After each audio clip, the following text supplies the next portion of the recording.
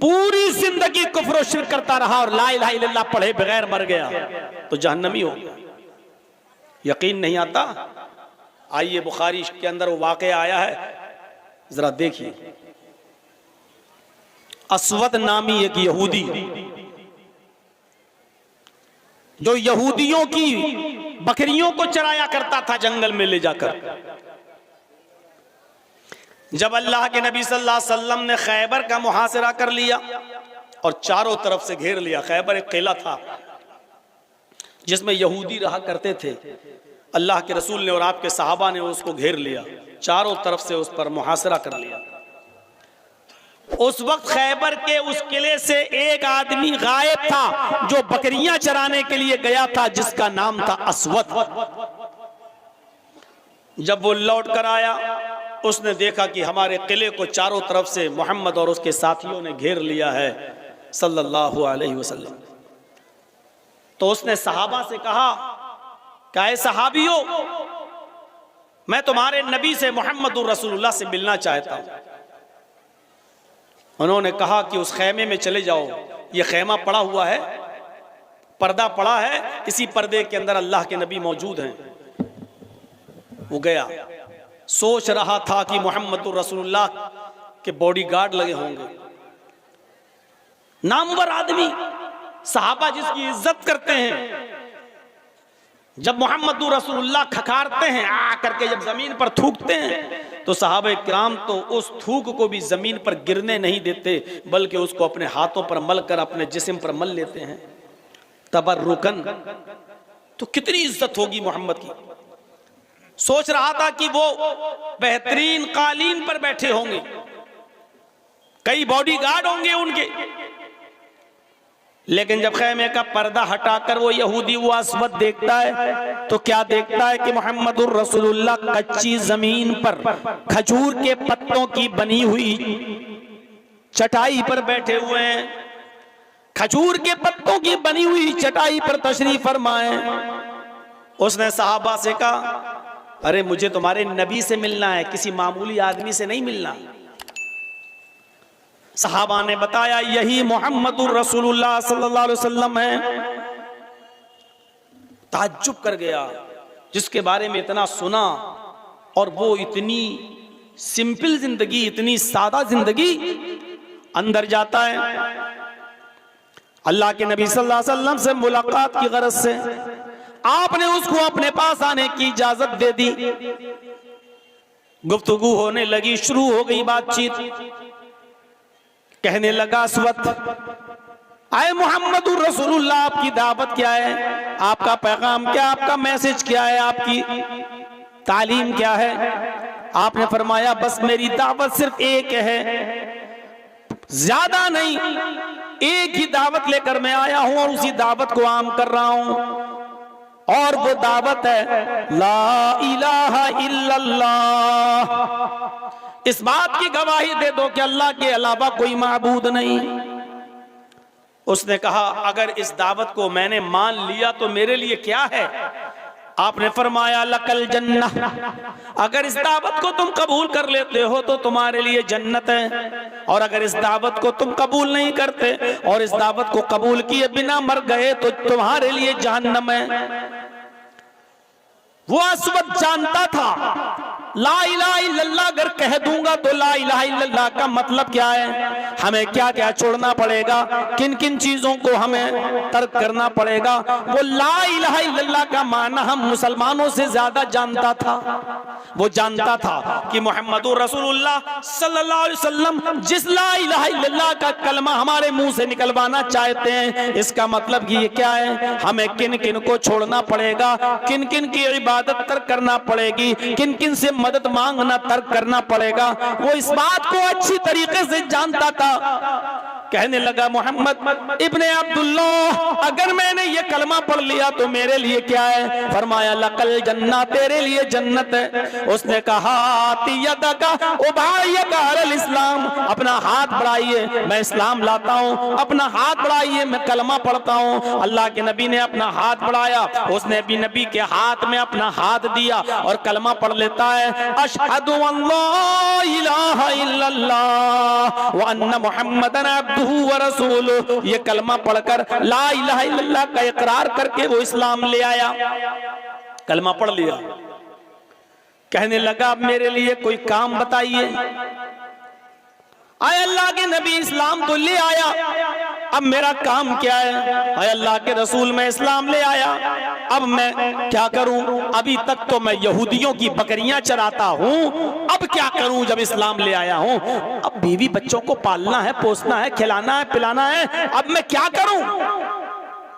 आपने फरमाया इस्लाम लाने के बाद सबसे पहला तेरा काम यह है, ये बकरियां जिनकी हैं तो इन बकरियों को उनके मालिक के हवाले कर दो। आज तो इस्लाम है हमारे पास और मुसलमान हैं हम, फिर भी दूसरों की अमानतें खाए बैठे हैं, दूसरों की जमीन और जायदाद पर कब्जे किए बैठे हैं।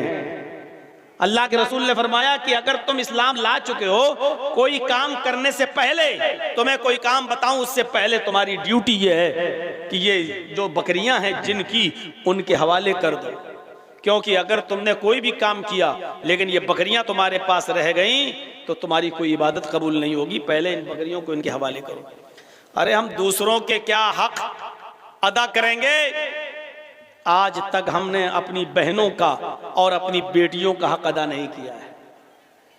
यहां बैठे हैं बड़े बड़े बूढ़े लोग भी होंगे, अब मरे कि तब मरे, कब्र में पैर लटका है, वो जानते हैं कि 70 साल की मेरी जिंदगी हो चुकी है, 5, 6 साल 10 साल भी चल जाऊं तो बहुत बड़ी बात, लेकिन उनसे पूछो क्या तुमने वसीयत कर दी कि मेरे मरने के बाद मेरा तरका, मेरा छूटा हुआ माल मेरी सब औलादों में, बेटे और बेटियों में बराबर बराबर तकसीम होगा?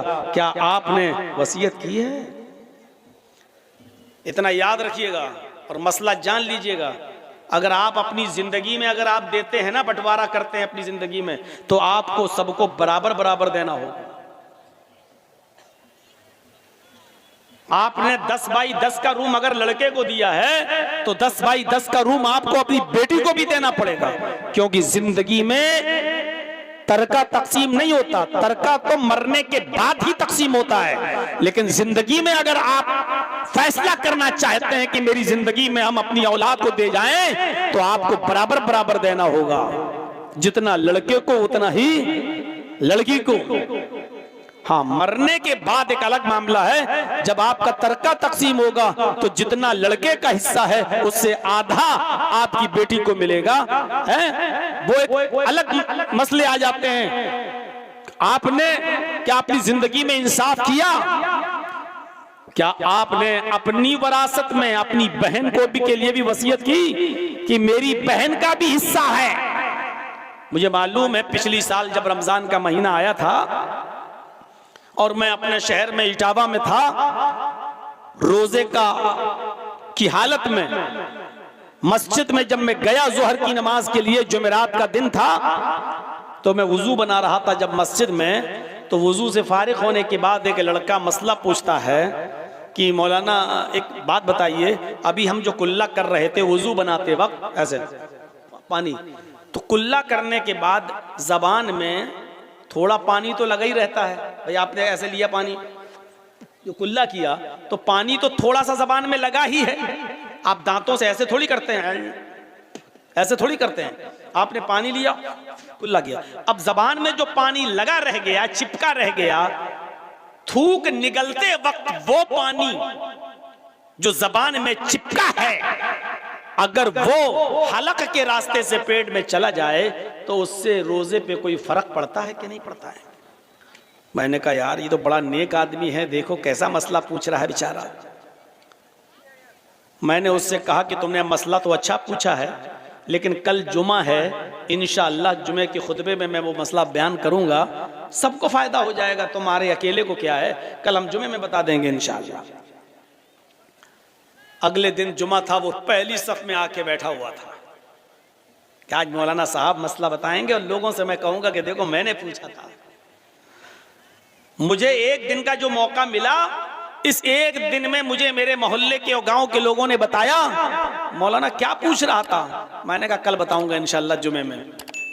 कहा अरे वो तो बड़ा बेईमान आदमी है, बड़ा कमीना आदमी है, वो मसला पूछता है, आपके पास आता है।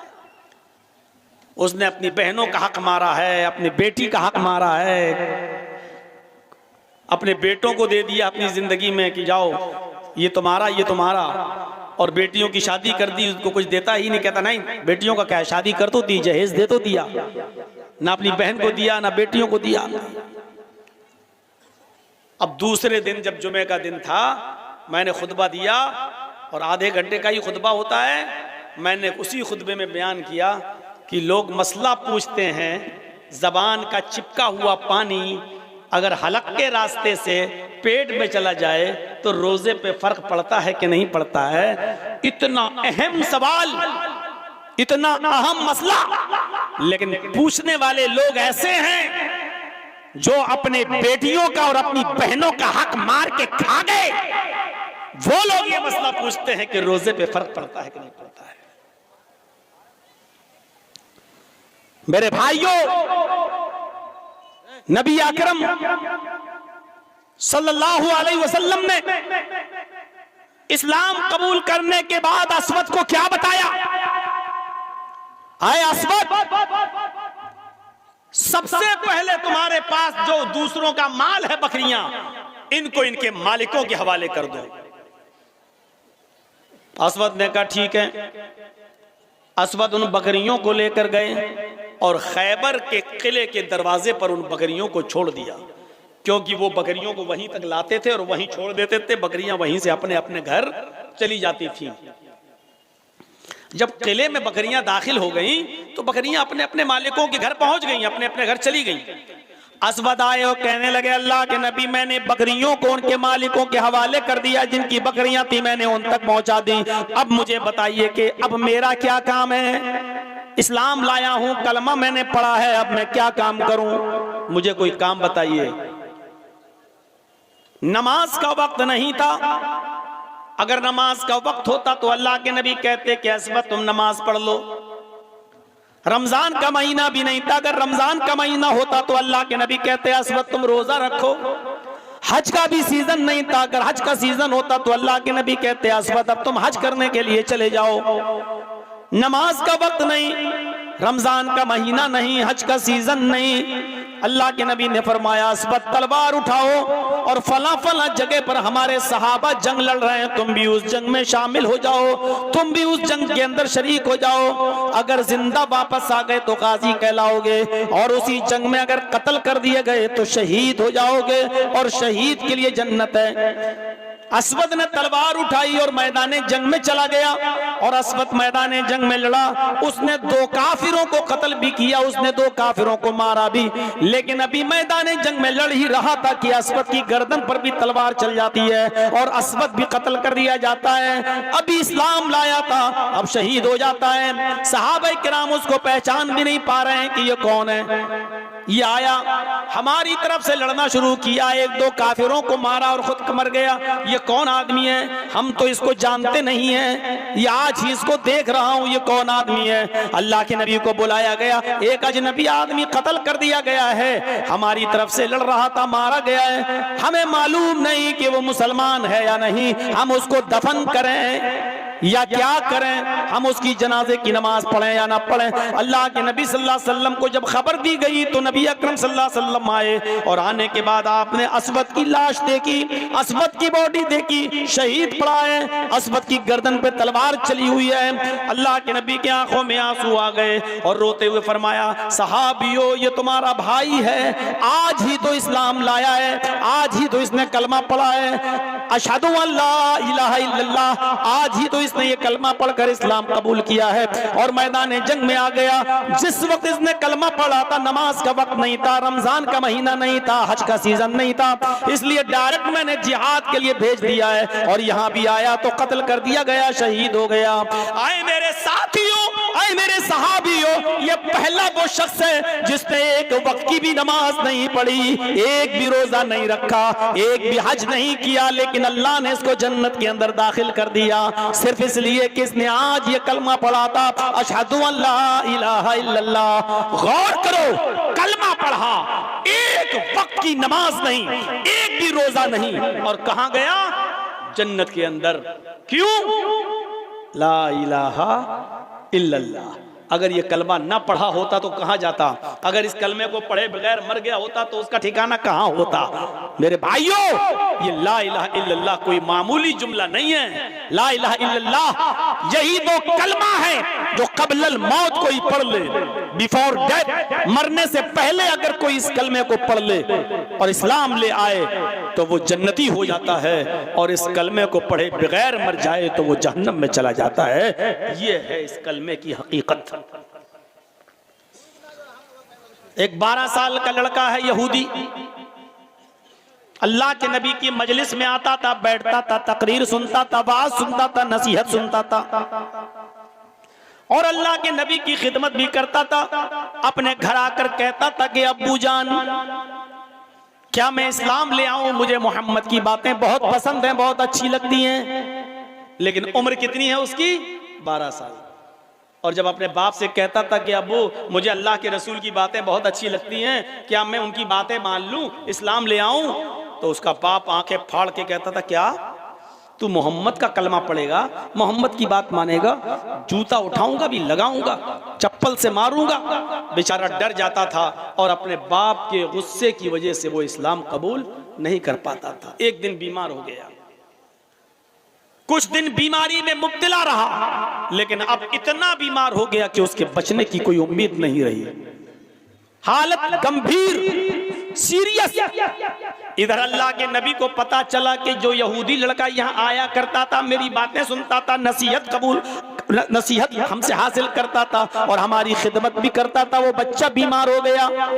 तो अल्लाह के नबी ने कहा, चलिए हमदर्दी और इंसानियत के नाते उस बच्चे को देखने चलें, देखें क्या बात है। उसकी तीमारदारी करने के लिए, अयादत करने के लिए चलें। अल्लाह के रसूल उसकी अयादत के लिए गए। दरवाजे को खटखटाया, उसके बाप ने दरवाजा खोला, कहा मैं मोहम्मद इब्ने अब्दुल्लाह तुम्हारे बच्चे को देखने आया हूं। कहा आइए। अंदर आने की इजाजत मिल गई।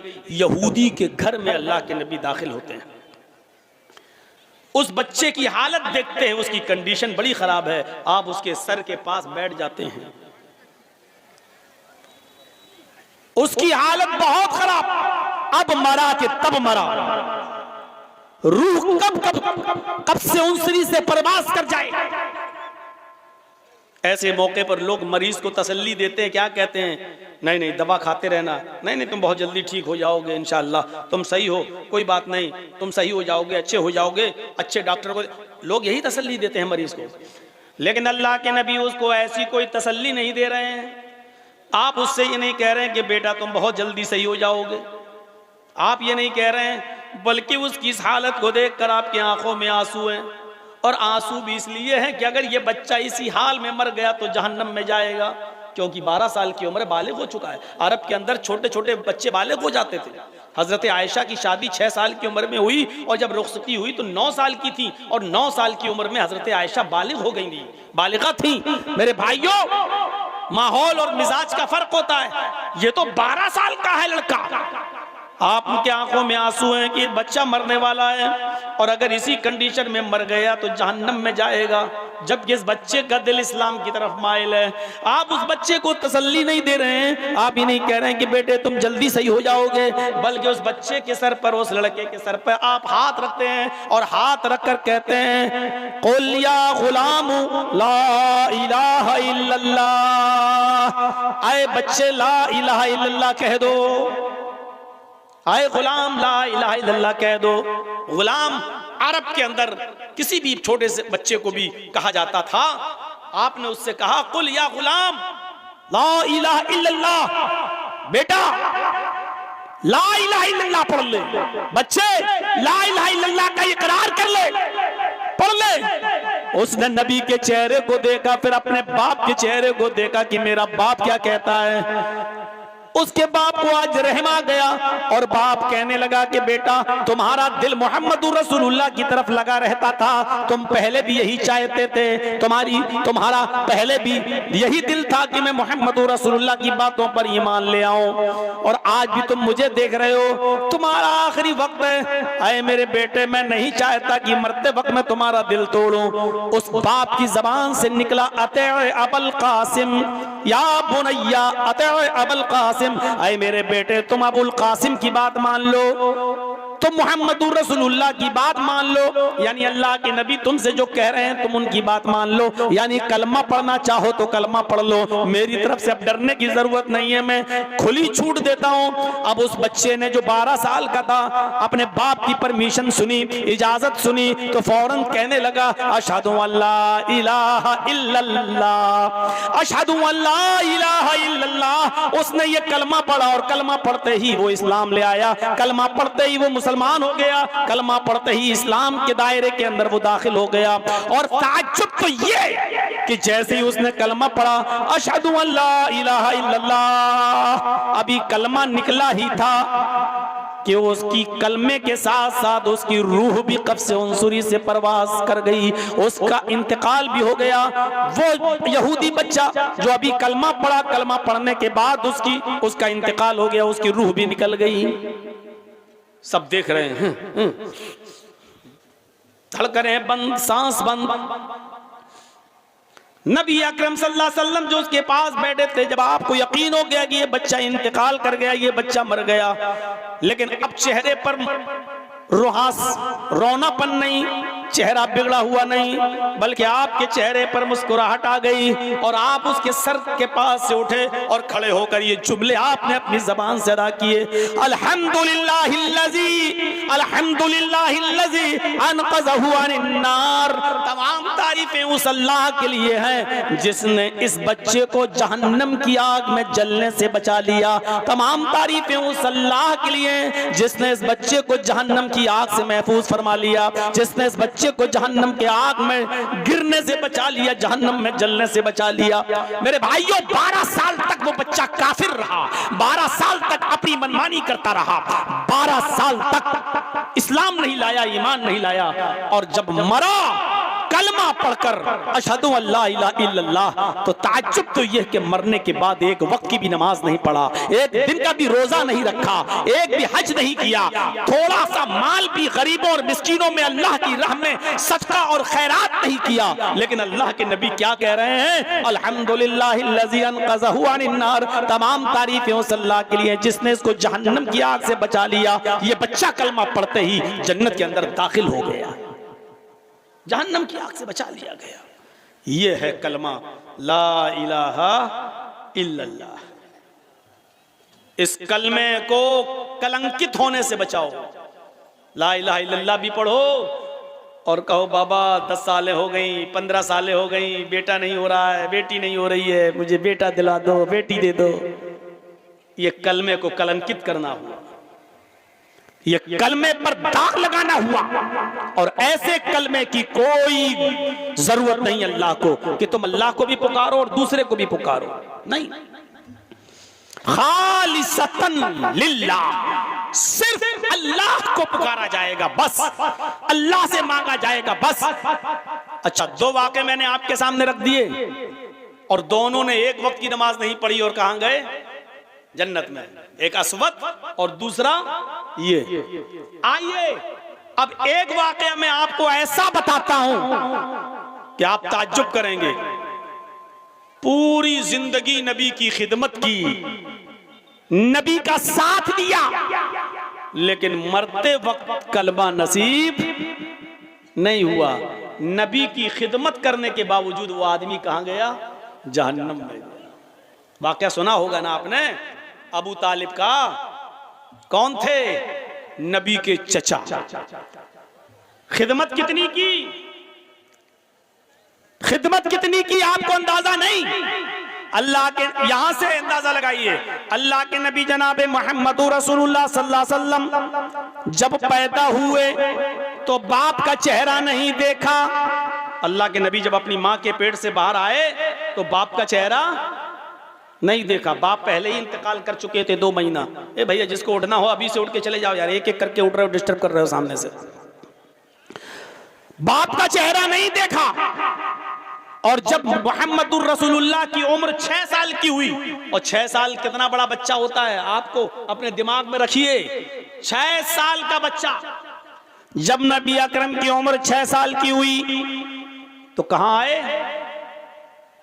अपनी मां के साथ मदीने आए। यसरफ उसका पुराना नाम था, यसरफ। मदीने आए अपने ननियाल, अपने नाना मामू के यहाँ। और जब माँ 1 महीना मदीने में रहने के बाद जब मक्के की तरफ फिर लौटने लगी तो मदीने से कुछ ही थोड़ी दूरी पर एक मकाम था जिसका नाम था मकाम अबवा, और वहीं पर मुहम्मदुर रसूलुल्लाह के बाप अब्दुल्ला दफन थे। माँ अपने शौहर की, मुहम्मदुर रसूलुल्लाह की माँ अपने पति की, अपने हस्बैंड की कब्र को देखने के लिए गई और अपने बेटे से कहा, मोहम्मद चलो हम तुम्हें भी तुम्हारे बाप की कब्र दिखाते हैं। और जब इशारा किया कि ये तुम्हारे बाप की कब्र है, वहीं पर माँ अपने शौहर की जुदाई बर्दाश्त नहीं कर सकी, याद आई और अटैक पड़ता है मोहम्मद की माँ आमीना को, और उसी जगह पर मकाम अबवा पे अपने शौहर की कब्र के पास आमीना की भी रूह निकल जाती है।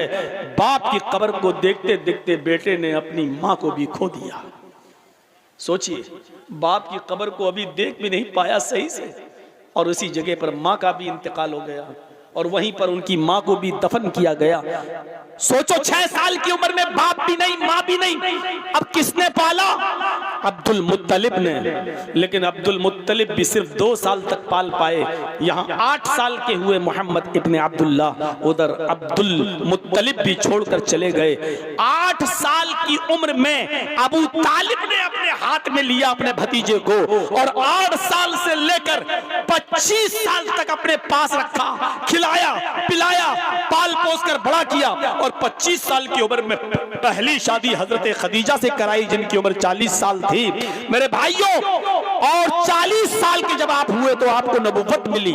सोचिए, 8 साल से लेकर 40 साल तक अबू तालिब ने ख्याल रखा, ये 32 ईयर 32 साल की जिंदगी अबू तालिब अपने पास रखे रहे, खिलाते रहे पिलाते रहे, परवान चढ़ाते रहे। और जब अल्लाह के रसूल को रिसालत मिली, नबुव्वत मिली, और आपने जब तौहीद की दावत दी तो दुश्मनों से बचाते रहे, हिफाजत करते रहे, यहाँ तक कि जब दुश्मनी हद से आगे बढ़ गई और तमाम काफिरीन मक्का मुत्तफिक होकर नबी अबू तालिब के पास आए और कहने लगे कि अबू तालिब, अब पानी बहुत आगे चढ़ गया है, सर से ऊपर चढ़ चुका है, तुम्हारे भतीजे की लंतरानी अब हम नहीं सुनेंगे।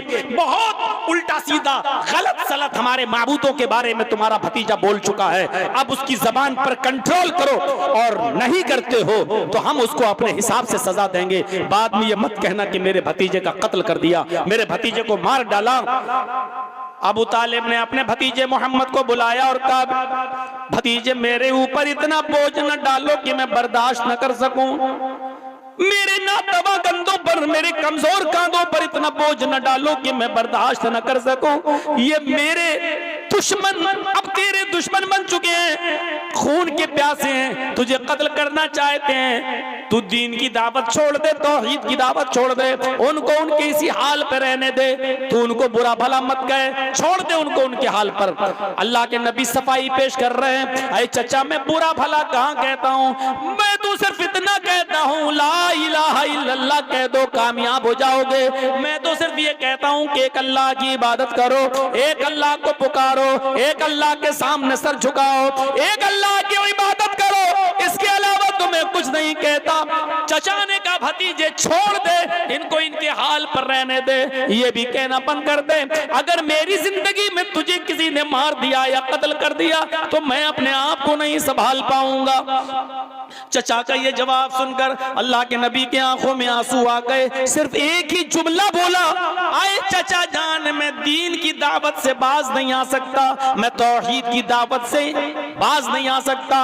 अगर ये काफिरीन मक्का सूरज उखाड़ के लाए और दाहिने हाथ पे रख दें, चांद उखाड़ के लाए बाएं हाथ पे लाकर रख दें, फिर भी मैं दावत देता रहूं रहूंगा, दीन की तबलीग करता रहूंगा।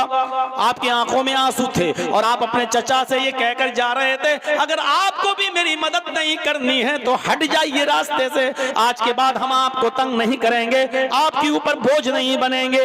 मैं अब जा रहा हूं दूसरी तरफ। जब आपने पीठ फेरी रोते हुए तो चचा ने आवाज दिया, ए मोहम्मद इब्न अब्दुल्लाह, या अपना अखी, आए मेरे भाई के बेटे, आए मेरे भतीजे, इधर आओ।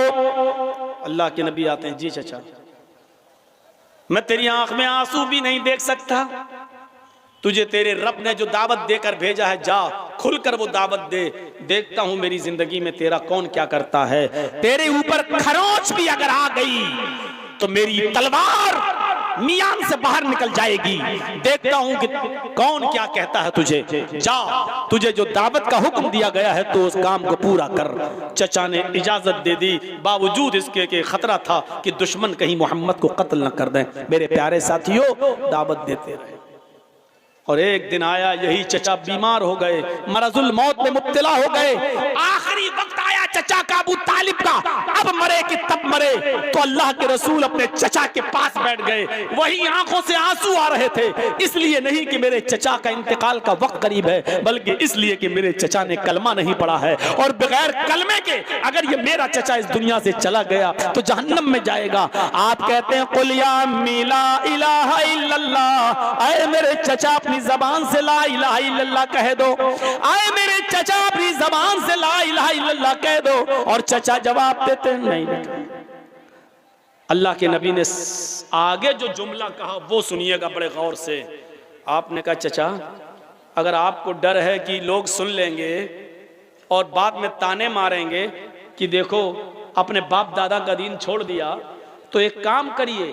अल्लाह के रसूल ने अपना कान बढ़ा दिया, अपने चचा को उठा लिया और चचा का मुंह अपने कान में लगा दिया और कहा, कुल या अम्मी फी उज़ुनी ला इलाहा इल्लल्लाह, आए मेरे चचा मेरे कान में पढ़ दीजिए ला इलाहा इल्लल्लाह।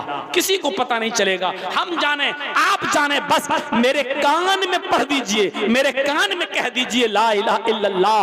कयामत के दिन में अल्लाह से गवाही दूंगा, आए अल्लाह मरते वक्त मेरे चचा ने मेरे कान में ला इलाहा इल्लल्लाह पढ़ा, तू बख्श दे, और इंशाअल्लाह मैं अल्लाह से बहस हुज्जत करके आपको बख्शवा लूंगा। अल्लाह के सामने गवाही देकर मैं आपको जन्नती बनवा दूंगा, अल्लाह से सिफारिश करके मैं आपको जन्नत में ले जाऊंगा। मेरे कान में पढ़ दीजिए ला इलाहा इल्लल्लाह, किसी को पता नहीं चलेगा।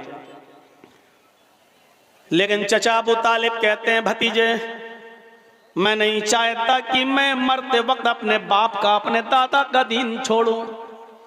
आए मेरे भतीजे, मैं नहीं चाहता कि मरने के बाद मेरे लोग ये कहें कि देखो अबू तालिब अपने बाप दादा का दीन छोड़ गया, बददीन होकर मरा, बेदीन होकर मरा। आए मेरे भतीजे, सॉरी, मैं तुम्हारे कान में भी ला इलाहा इल्लल्लाह नहीं पढ़ सकता, मैं चुपके से भी ला इलाहा इल्लल्लाह का इकरार नहीं करूंगा।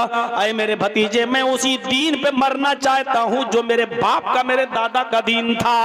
अबू तालिब ने कलमा नहीं पढ़ा और अबू तालिब का इंतकाल हो गया, बगैर कलमा पढ़े मर गए। पूरी जिंदगी नबी की खिदमत की, पूरी जिंदगी नबी की सेवा की, पूरी जिंदगी नबी को चाहा, पूरी जिंदगी नबी को माना, पूरी जिंदगी नबी का साथ दिया, लेकिन कलमा पढ़े बगैर मर गए। कहां गए? जहन्नम में। और एक बार अल्लाह के रसूल ने हाथ उठाकर दुआ भी की कि आए अल्लाह मेरे चचा को बख्श दे, वो मुझे बहुत चाहता था, मेरी बहुत खिदमत की, मेरी बहुत देख रेख की, अल्लाह मेरे चचा को बख्श दे। अल्लाह ने आसमान से जिब्रील को भेज दिया, ये कहते हुए कि मोहम्मद से कह दो कि किसी मोमिन के लिए जायज नहीं है कि किसी काफिर और मुशरिक के लिए दुआए मगफिरत करे। तेरा चचा हालत कुफ्र में मरा है, वो जहन्नम में जाएगा। 70 मर्तबा भी आए मोहम्मद अपने चचा के लिए तुम दुआ करोगे तो अल्लाह तुम्हारी दुआ कबूल नहीं करेगा।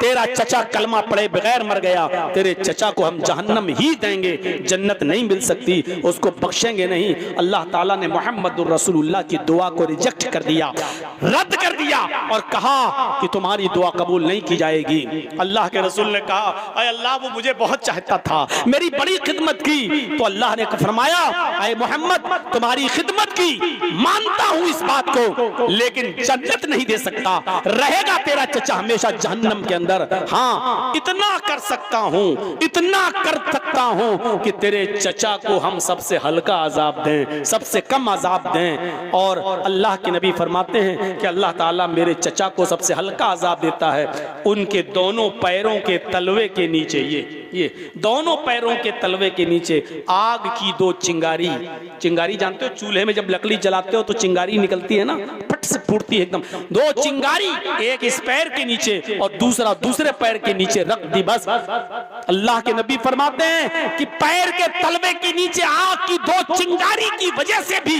यगली मिनहुमा दिमाग, आग की दोनों चिंगारियों से भी मेरे चचा का दिमाग हांडी की तरह खौलता है। ऐसा लगता है जैसे चूल्हे पर पानी रख दिया जाए और खौल रहा हो, उबल रहा हो, ऐसे ही उन दोनों चिंगारियों से मेरे चचा का दिमाग हांडी की तरह खौलता है। मेरे भाइयों, पूरा वाकया बयान करने का मकसद सिर्फ ये है कि कलमा नसीब जिसको हुआ, एक वक्त की नमाज नहीं पढ़ी वो तो जन्नत में गया, और जिसने कलमा नहीं पढ़ा उसने पूरी जिंदगी नबी की खिदमत की, नेकी की, नबी के साथ उसने सुलूक किया, लेकिन आखिरी वक्त भी कलमा नहीं पढ़ा तो वो जहन्नम में चला गया, यानी अबू तालिब। तो यही कलमा इंसान को जन्नती बनाता है, यही कलमा इंसान को जहन्नमी बनाता है।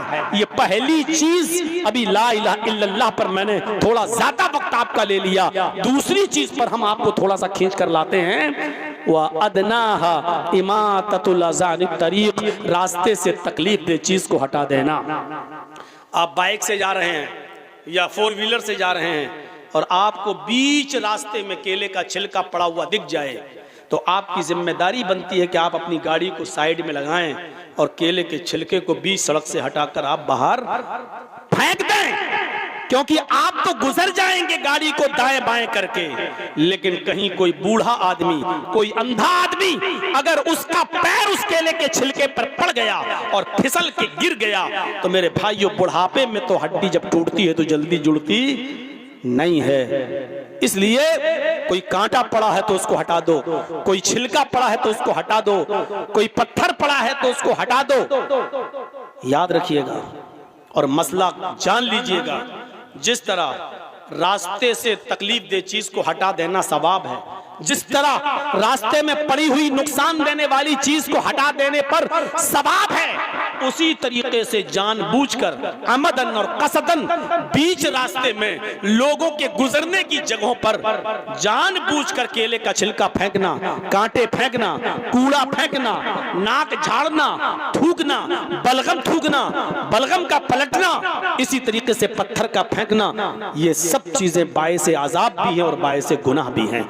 अगर तकलीफ दे चीज को रास्ते से हटाना सवाब का काम है तो जानबूझकर रास्ते में तकलीफ दे चीजों को फेंकना गुनाह भी है, हटाइए। इसी तरीके से आप कोई सामान खरीदना चाहते हैं और आपने बीच सड़क पर अपनी गाड़ी खड़ी कर दी, गलत जगह पर गाड़ी को पार्क करना भी लोगों को तकलीफ देने के जिम्न में आता है।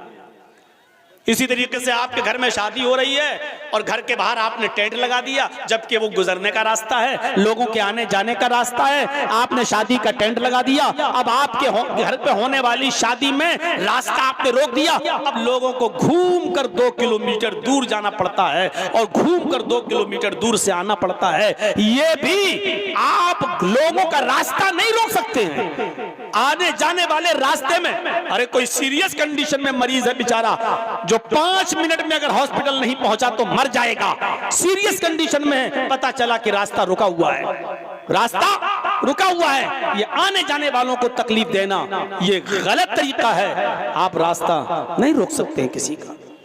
इसी तरीके से लोगों को तकलीफ देने का एक बहाना ये भी है, अभी रमजान का महीना जो 2 मार्च से शुरू हो रहा है, अभी आप देखिएगा, मुझे नहीं मालूम आपके बिहार को बंगाल में क्या होता है, लेकिन हमारे यूपी में आइए, रात के 2 बजे मस्जिदों में माइक पकड़ लेंगे और माइक पकड़ के जोर जोर से चीखेंगे और चिल्लाएंगे, रोजेदार भाइयों उठिए, माँ बहनों उठिए, सहरी बनाइए, लोगों सहरी कर लीजिए, सहरी का टाइम खत्म होने में 1 घंटा बाकी है, फिर 10 मिनट बाद चिल्लाएंगे, 50 मिनट बाकी है, नज़म पढ़ेंगे, नात पढ़ेंगे, हम्द पढ़ेंगे। ये सारी की सारी चीजें तकलीफ देने के ज़िम्न में आती हैं। किसने आपको अथॉरिटी दी और पावर दिया कि आप रात में 2 बजे माइक पे चिल्लाएं और आप इसको सवाब का काम समझते हैं? कौन सी हदीस में आया है कि आप लोगों को रोजे के लिए उठाएं? रोजा रखना फर्ज है, रोजे के लिए उठाना किसी हदीस में नहीं आया है। रोजे के लिए उठाते हो, कभी फजर की नमाज के लिए लोगों को रात के 2 बजे से उठाया है? माइक पकड़ के कहिए लोगों फजर की अजान होने में 1 घंटा बाकी है, उठिए उठिए, फिर 50 मिनट बाकी है, उठिए, 40 मिनट बाकी है, उठिए। अरे नमाज ज्यादा अफजल इबादत है या रोजा? आप भी कहेंगे नमाज। नमाज के लिए तो आपने कभी नहीं उठाया, फिर रोजे के लिए आप उठाएंगे? और माफ कीजिएगा, सबके ऊपर रोजा फर्ज नहीं होता है। आप रोजेदारों को उठा रहे हैं ना, लेकिन वो बूढ़ा आदमी भी आपके चीखने और चिल्लाने से नींद में डिस्टर्ब हो जाता है उसकी, जिसके ऊपर रोजा है ही नहीं। इतना बूढ़ा हो चुका है कि वो रोजा रख ही नहीं सकता है। डॉक्टरों ने रोजा रखना मना कर दिया, 90 साल की उम्र है, अब वो रोजा नहीं रख सकता है। फिदिया देगा, एक मिस्कीन को खाना खिलाएगा, उसके ऊपर बस यही है। अब आप रोजे के लिए उठा रहे हैं तो वो भी उठ रहा है। कितने लोग ऐसे हैं, एक तो मेरे पास आया लखनऊ में कि मौलाना हमारी मस्जिद में इतनी जोर जोर से चिल्लाते हैं कि मेरा बाप जिसकी उम्र 85 साल की हो चुकी है और बीमार रहता है, मुझे नींद की गोली देना पड़ती है डॉक्टर की लिखी हुई। जब रात के 10 बजे हम उसको नींद की गोली देते हैं तब उसको नींद आती है। मैंने उसका पर्चा देखा, डॉक्टर ने उसकी नींद की गोली में डिप्रान 10 mg लिखा हुआ था। 5 mg की खाने पर नींद नहीं आती थी, डिप्रान 10 mg की लेता है, ये खाकर उसको नींद आ रही है। कहा मौलाना जब आवाज आती है मस्जिद की तो मेरा बाप जाग जाता है और उसके बाद पूरी रात वो तड़पता है, वो मचलता है, फिर उसको नींद नहीं आती है, वो ब्रेन दिमाग डिप्रेशन का शिकार है, बड़ी मुश्किल से तो वो सोता है। लेकिन रात के 2 बजे ये लोग चीख चीख कर हमारे बाप को जगा देते हैं। इसको दीन का काम आप समझते हो कि रात के 2 बजे उठ गए और चिल्ला रहे हैं और बूढ़े की नींद में डिस्टर्ब हो रहा है? ऐसी तरीके से वो औरतें बेचारी जो अपने बच्चों को दूध पिलाती हैं और डॉक्टरों ने कह दिया है कि ये दूध जब पिए, जब ये खाना खाएंगी तो दूध बनेगा और जब दूध बनेगा तो बच्चे को पिलाएंगी। अगर ये रोजा रखेंगी तो बच्चा भूखा मर जाएगा जो अपनी माँ का दूध पीता है। इसलिए अभी ये रोजा न रखें। तो जो औरतें अपने बच्चों को दूध पिलाती हैं, जो रोजा नहीं रख पा रही है इस मजबूरी की वजह से, आप उनके भी नींद में डिस्टर्ब कर रहे हैं। शरीयत में नहीं है कि किसी की नींद में आप डिस्टर्ब करें। अल्लाह के नबी सल्लल्लाहु अलैहि वसल्लम तो तहज्जुद की नमाज पढ़ने भी जब उठते थे तो इतने आहिस्ता से उठते थे कि उनकी बीवी हजरत आयशा न जाग जाएं, बीवी हजरत आयशा की नींद न खुल जाए। और आप माइक पे पकड़ पकड़ के चीखें और चिल्लाएं कि रोजेदार भाइयों उठिए और सहरी कीजिए, उठिए और सहरी बनाइए।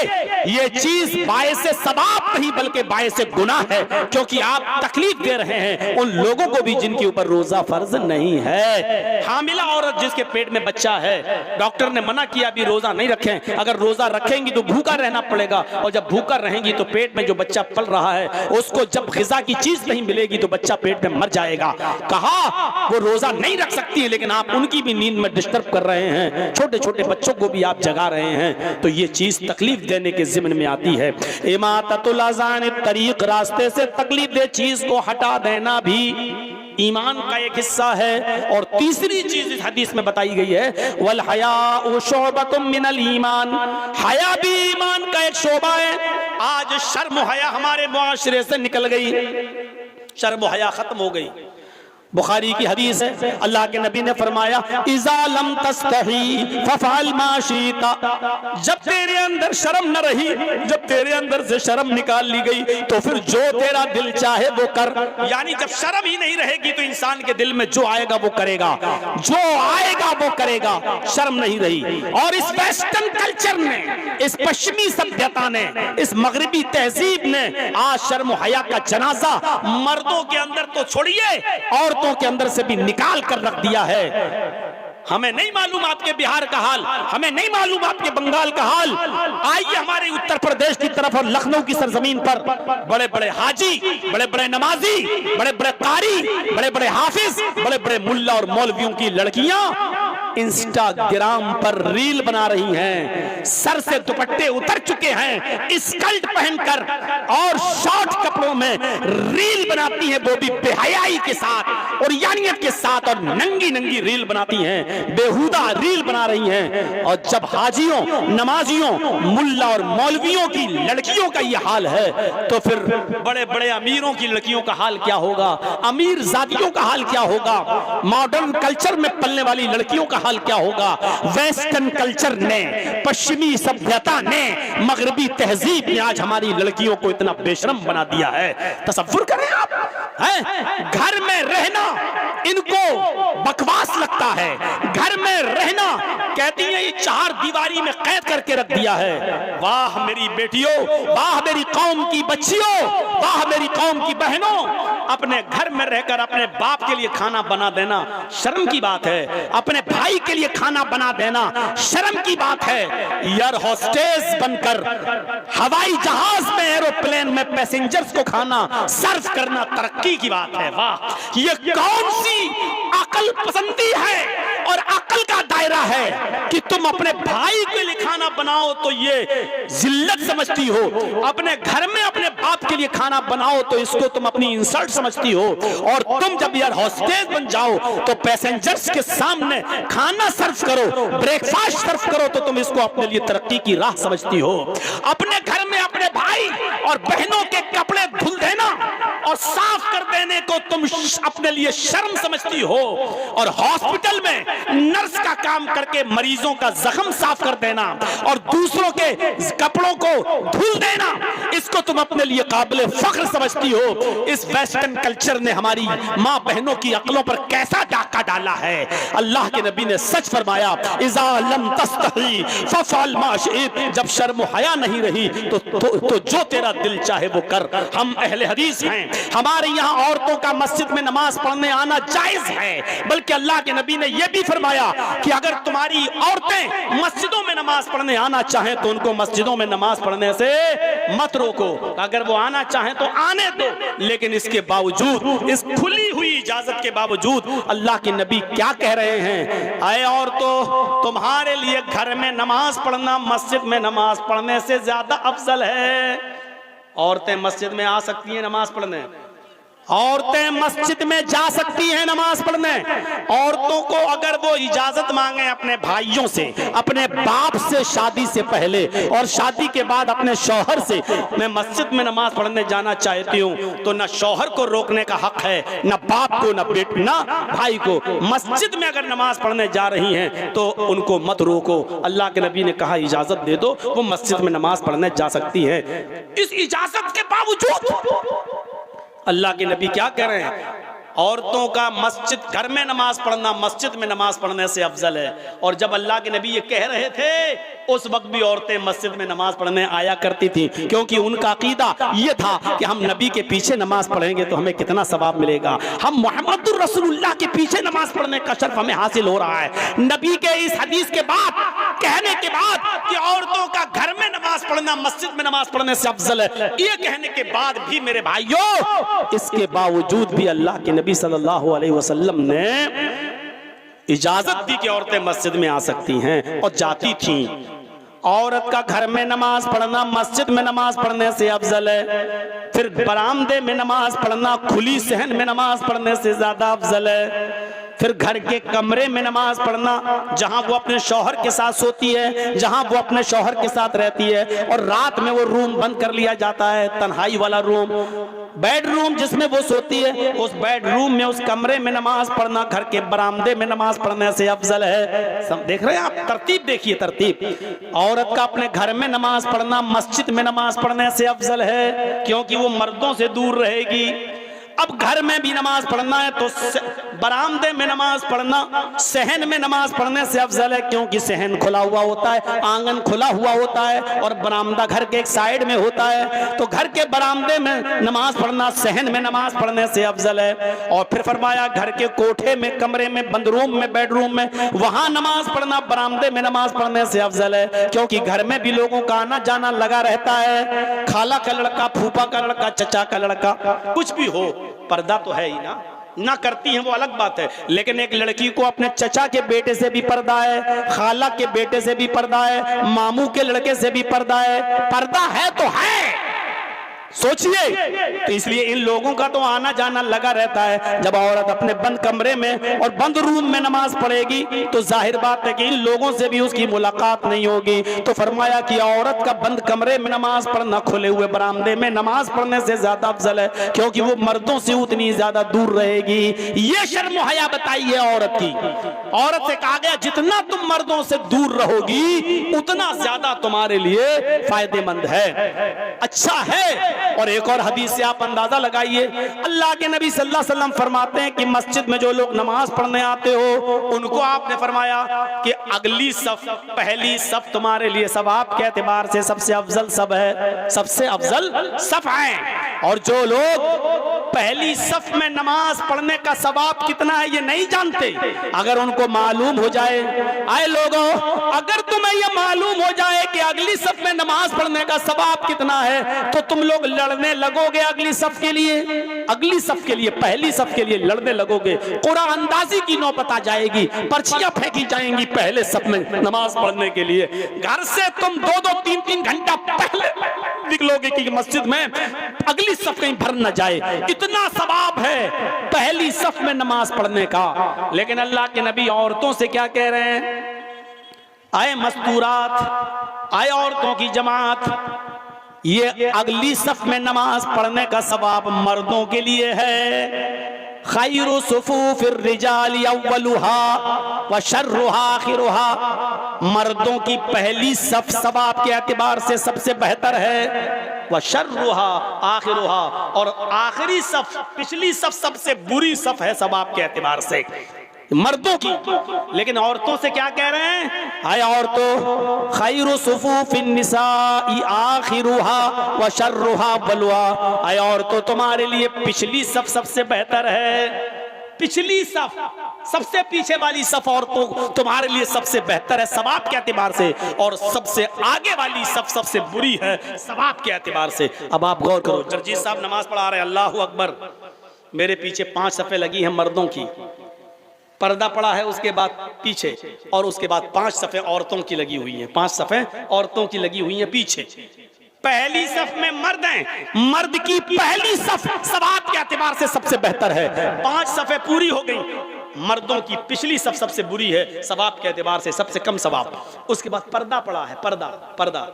उसके बाद औरतों की सफ लगी है, 1 2 3 4 5, 5वीं सफ जो सबसे पीछे है औरतों की, वो सवाब के एतबार से सबसे अच्छी सफ है। सबसे ज्यादा सवाब किस औरत को मिलेगा जो सबसे पीछे वाली सफ में है, और सबसे कम सवाब किसको मिलेगा जो सबसे आगे वाली सफ में है। औरत को पिछली सफ में सबसे ज्यादा सवाब मिलेगा, क्यों? क्योंकि वो मर्दों से उतनी ही ज्यादा दूर है। पहले तो औरतों को चाहिए कि वो घरों में नमाज पढ़ें, लेकिन अगर मस्जिद में आना चाहें तो इजाजत है, चलो आ गई।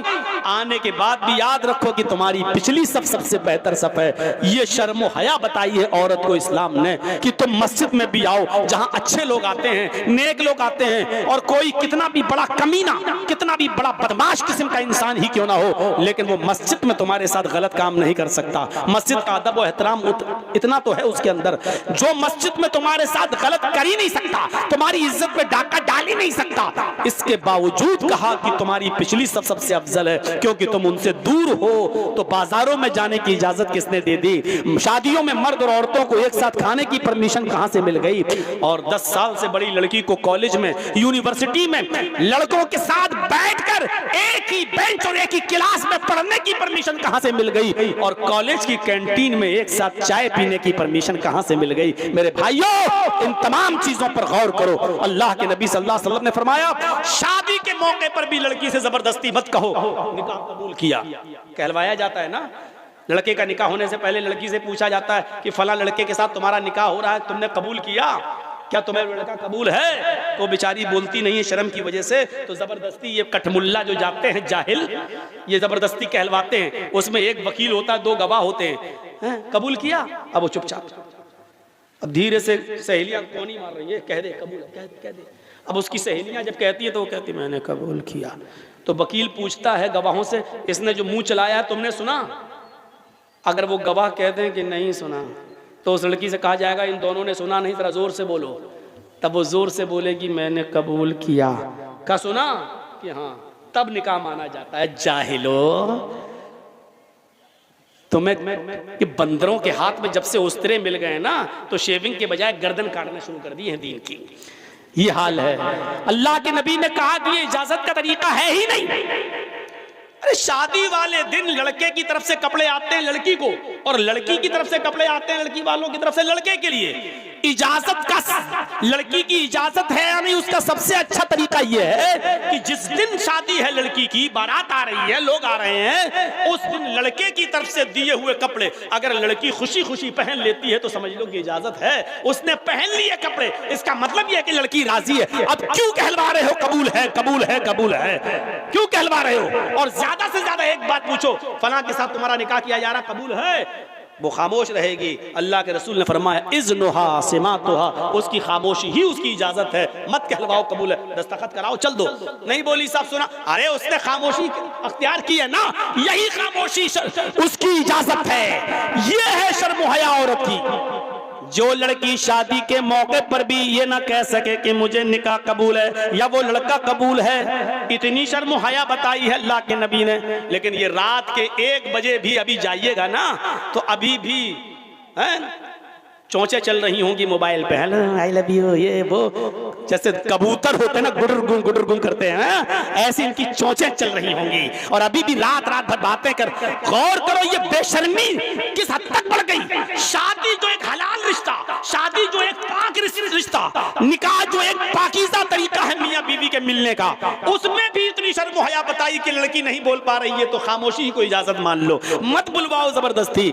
सोचो उस रिश्ते में भी ये कहा है जो जायज है, उसमें भी ये कहा कि मत निकलवाओ कहलवाओ उनसे, खामोशी है तो बस इजाजत है। ऐसी लड़की कितना मुंह चलाते हैं, कहां थे हम तो 1 घंटे से इंतजार कर रहे थे, 2 घंटे कहां थे, भूल गए। ये लड़कियां आज इस तरीके के जुमले अदा करते हैं। शर्म हया आज मेरे भाइयों नीलाम हो चुकी है। इसलिए हमारी मां बहनों को चाहिए कि शर्म हया का लिबादा ओढ़ें। काफी है मेरे भाइयों 1.5 घंटे से ज्यादा की ये तकरीर और ईमान के ये 3 दर्जे जो मैंने आपके सामने रखे हैं। हम 10 मिनट आपके पास बैठेंगे मेरे साथियों, इस इदारे के लिए जो बड़ी मेहनत से यहाँ के असातिज़ा ने चलाया है, और अल्लाह करे कि इसको किसी की नजर न लगे और ये इदारा दिन दूनी रात चौगनी तरक्की अता फरमाए, हासिदों के हसद से बचाए। मैं वैसे चंदा बंदा करता नहीं हूँ, लेकिन आपके इस इदारे के लिए 10 मिनट में बैठा हूँ।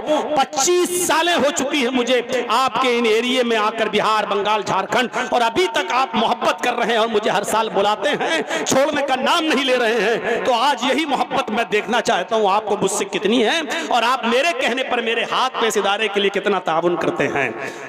जरा मेरे हिसाब से करिएगा। और लोगों को 10 देते हो, ये सोचो यूपी से आया हूं तो मेरे हाथ में कितना देना चाहिए। मैं ये नहीं कह रहा हूं कि अब 10 वाले 10 ना दें, लेकिन इस मोहब्बत का वास्ता जो मैंने आपको दिया है, इस मोहब्बत के हवाले से देखो कि मेरे हाथ में आप क्या देते हैं। अल्लाह ताला से मेरी दुआ है कि अल्लाह ताला आपको इसका अजर अजीम अता फरमाए, ईमान हमारे अंदर पैदा फरमाए, तौहीद हमारे अंदर पैदा फरमाए। जब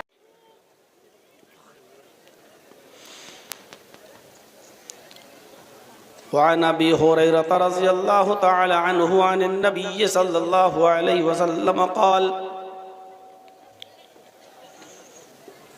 अल ईमानु बिज़उन व सबऊन शुअबतन फ़अफ़ज़लुहा क़ौलु ला इलाहा इल्लल्लाह व अदनाहा इमाततुल अज़ानित तरीक़ वल हयाउ शुअबतुम मिनल ईमान। रब्बि इश्रह ली सदरी व यस्सिर ली अमरी वहलुल उक़दतम मिन लिसानी यफ़क़हू क़ौली।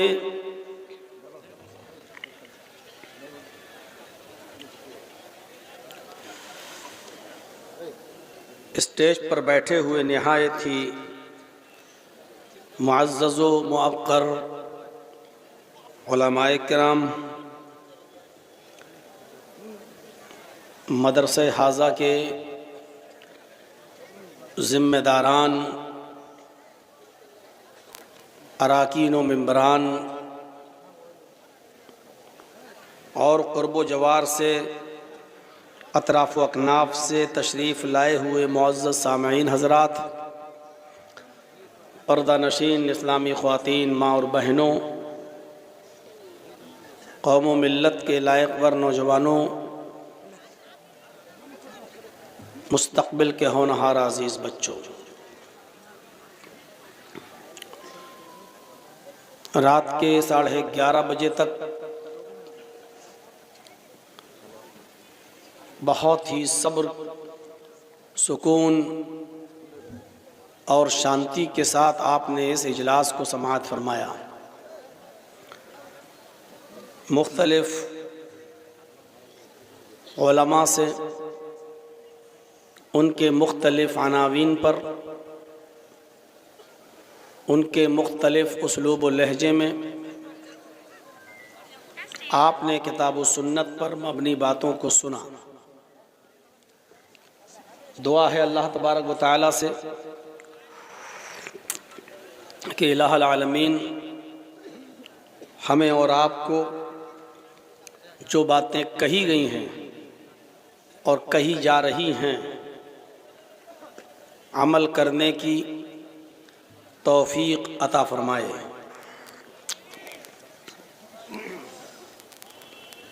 आपने मदरसे का ताउन भी किया और ये दीनी इदारे आप ही लोगों के ताउन से चलते हैं, वरना हमारी यूपी पर अगर आप नज़र डालें और उन स्टेट्स पर नज़र डालें जिस स्टेट में बीजेपी की गवर्नमेंट है, तो आपको अंदाज़ा लग जाएगा कि मदरसों के सिलसिले में उनके क्या नज़रियात हैं और कौन कौन सी चीज़ हुक्मरानों के दिलों में मदरसों के ताल्लुक़ से बैठी हुई है। हमारी यूपी की गवर्नमेंट ने तो बाकायदा सुप्रीम कोर्ट में हलफनामा दे दिया था और मदरसों को बंद करने की अपील और गुजारिश तक कर दी थी, लेकिन भला हो सुप्रीम कोर्ट का जिसने अपना चाबुक और अपना हथौड़ा मदरसों पर नहीं चलाया, बल्कि जो ऑर्डर पास किया है उसमें हुकूमत यूपी को ललकारा है और उसी की सरजनिश की है। तो आपके यहाँ जो इदारे चल रहे हैं खुली फ़ज़ा में और बहुत ही आराम के साथ और सुकून के साथ आप चला रहे हैं और आपके ऊपर कोई आफत नहीं आ रही है, मुसीबत नहीं आ रही है, आप इस चीज़ को गनीमत जानिए। और क़ब्ल इसके कि हमारे इलाके के इदारों पर किसी की बुरी नज़र पड़े, आप इन इदारों को अपने ताउन से नवाजते हुए यहाँ से पढ़ने वाले बच्चों के लिए दुआएं करें कि अल्लाह ताला इन बच्चों को दीन का सिपाही बनाए और इनसे दीन की खिदमत ज़्यादा से ज़्यादा लेता रहे। मेरे साथियों, मैंने कुरान करीम की जो आयत करीमा आपके सामने तिलावत की है, उसके अंदर अल्लाह तबारक व तआला ने अहले ईमान के बारे में बताया है और उनके बारे में जो अमल सालेह करते हैं कि इन लोगों के लिए ऐसा अज्र है जो कभी ख़त्म नहीं होगा।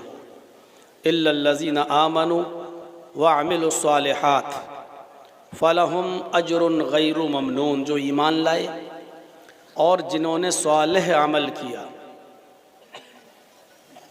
ईमान और अमल सालेह दोनों को ज़िक्र किया है अल्लाह तबारक व तआला ने, और ये दोनों ही चीज़ें हमारे पास होना ज़रूरी हैं। अगर हमारे पास एक चीज़ है और दूसरी रदारत, तो हम बेकार हैं, हमारा मकसद पूरा नहीं होगा। हमारे लिए ईमान भी ज़रूरी है और अमल सालेह भी ज़रूरी है। अगर कोई बहुत अच्छा काम करता है, अमल सालेह अंजाम देता है, लेकिन उसके पास ईमान नहीं है, तो वो भी बेकार है। हमें ऐसी बहुत सी मिसालें देखने को मिलती हैं। आप हिंदू भाइयों में चले जाओ, क्रिश्चियन में चले जाओ, यहूदियों में चले जाओ, आप दूसरे मज़हब के लोगों में चले जाओ, बहुत अच्छे अच्छे काम कर रहे होंगे। कभी गर्मियों में पानी भर भर के पिलाएंगे, प्याऊ खोलेंगे, आपकी गाड़ी स्टेशन पर जहां रुकेगी आपके कोच के पास, आपकी सीट के पास जाएंगे और आपकी बोतलों में पानी भरेंगे। आप टाटा हॉस्पिटल चले जाइए बम्बई के अंदर, जहां कैंसर का इलाज होता है, कोई ट्रक पर फल फ्रूट भर के ला रहा है, कोई ट्रक पर खाना भर भर के ला रहा है और मरीजों में तकसीम कर रहा है और बांट रहा है, उनका इलाज करवाया जा रहा है। अगर किसी के इलाज में 4-5 लाख रुपए लग रहे हैं तो उनकी संस्थाएं चल रही हैं, वो अपनी तरफ से चेक आपको दे रहे हैं या मरीज को अपने हैंड ओवर ले रहे हैं, अपने अंडर में ले रहे हैं और कहते हैं आपसे जाइए आपका 10 लाख रुपए तक का इलाज हम फ्री में कराएंगे। तो देखा जाए तो ये बहुत अच्छा काम है, कितना अच्छा काम है, लेकिन उनको उनके इन कामों पर कोई सवाब नहीं मिलेगा। क्यों? इसलिए कि उनके पास ईमान नहीं। आज हमारे पास ईमान है लेकिन अमल सालेह नहीं। हमारे पास ईमान का दावा तो है लेकिन अमल सालेह नहीं। हम जुमे के दिन मस्जिद में नमाज पढ़ने भी आ रहे हैं तो ये सोच के आते हैं कि अगर जुमे की नमाज हम नहीं पढ़ेंगे तो मोहल्ले वाले, गांव वाले हमसे ये कहेंगे कि देखो जुमे तक की नमाज नहीं पढ़ता, कितना बड़ा कमीना इंसान है, कितना बड़ा पाखंडी है, देखो जुमे तक की नमाज नहीं पढ़ता है। हम एक कुर्बानी का बकरा खरीदते हैं कुर्बानी करने के लिए, तो उसका भी फोटो खींचकर व्हाट्सएप पर और फेसबुक पर डाल के लिखते हैं आज हमने कुर्बानी के लिए बकरा खरीदा है 25,000 रुपए का। हम एक नेक काम करना चाहते हैं लेकिन उसकी रिया, नमूद और दिखावा उसका हम इतना कर देते हैं क्या फेसबुक पर शाम तक 2 घंटे के अंदर अंदर अब कमेंट आना शुरू होंगे। आप उसमें लिखेंगे कि भाई मैंने बकरा इतने में लिया, या नहीं लिखेंगे, सिर्फ बकरे का फोटो डाल देंगे। अब लोग पूछेंगे कितने का लिया भाई, कहां से लिया, अब आप उसकी कीमत बताएंगे। इस तरीके से उसकी नुमाइश शुरू हो जाएगी। आप अपने घर में 150 लोगों को रोजा इफ्तार करने के लिए बुलाएंगे, उनका भी फोटो लेंगे आप, और क्या चीज खिला रहे हैं इफ्तार पार्टी में, उस खाने की चीजों का भी फोटो लेकर आप सोशल मीडिया पे डालते हैं। ये दिखावा आज हमारे नेकियों में और नेक कामों में आ गया है। उम्रा करने गए, खाने काबा के सामने खड़े हैं और फोटो खींच रहे हैं एहराम की हालत में, उसको आप सोशल मीडिया पे डाल रहे हैं। अल्लाह ने आप मुझे उम्रे की तौफीक अता फरमाई। अरे ठीक है, उम्रे की तौफीक अता फरमाई तो उसका फोटो लेकर मीडिया पे सोशल मीडिया पे डालने की जरूरत क्या थी? कभी कभी दिखाने का एक अंदाज ये भी होता है कि भाइयों मैं खाने काबा पहुंच चुका हूं, उम्रा कर रहा हूं, दुआ कीजिएगा अल्लाह ताला से कि अल्लाह मेरे उम्रे को कबूल फरमाए। हालांकि ये काम आप जब अपने घर से निकल रहे थे तब भी मस्जिद में कह सकते थे भाइयों मैं उम्रे के लिए जा रहा हूं, अगर मुझसे कोई गलती हो गई हो किसी के ताल्लुक से तो वो मुझे माफ कर दे, मैं माफी तलाफी करने आया हूं और हमारे लिए दुआ कीजिएगा कि अल्लाह ताला हमारे उम्रे को कबूल कर ले। हो गई बात खत्म। लेकिन सोशल मीडिया पे डालना और उसकी नुमाइश करना ये अमल तो हो सकता है लेकिन अमल सालेह नहीं। अल्लाह ने दोनों चीजें बताई हैं, इल्लल्लज़ीना आमनू व अमिलुस सालिहात, जो ईमान लाए और जिन्होंने नेक अमल किए। मोबाइल आप यूज करते हैं, अगर उसमें सिम ना हो तो आपका मोबाइल काम नहीं करेगा, और आपके पास सिम है लेकिन मोबाइल ना हो तो सिम भी काम नहीं करेगी। महंगा से महंगा मोबाइल खरीद लीजिए आप, कीमती से कीमती मोबाइल ले लीजिए आप, आईफोन ले लीजिए, Z Fold 6 ले लीजिए, सैमसंग का गैलेक्सी, 1.5 लाख, 1 लाख, 1.25 लाख कीमती से कीमती मोबाइल आप यूज करिए, लेकिन उसमें सिम ना हो। अब आप मोबाइल खरीद के लाए, कान में लगा के हेलो हेलो, अब मोबाइल वाले की दुकान पे जाके कहिए साहब ये तो काम ही नहीं कर रहा है, इतना महंगा मोबाइल, 1.5 लाख का मोबाइल और आवाज ही नहीं जा रही है। वो कहेगा बेवकूफ हो क्या, पागल है हो क्या, इसमें आपने सिम डाला? ओह, तो ऐसे मोबाइल से क्या फायदा जो सिम डालना पड़ेगी इसमें। अब वो आपको बहुत मामूली सा जवाब देगा, भैया सिम तो आपको घटिया से घटिया मोबाइल में भी डालना पड़ेगी, चाहे आप चाइना का भी लेके आइए 500-600 रुपए का, उसमें भी आपको सिम डालना पड़ेगी।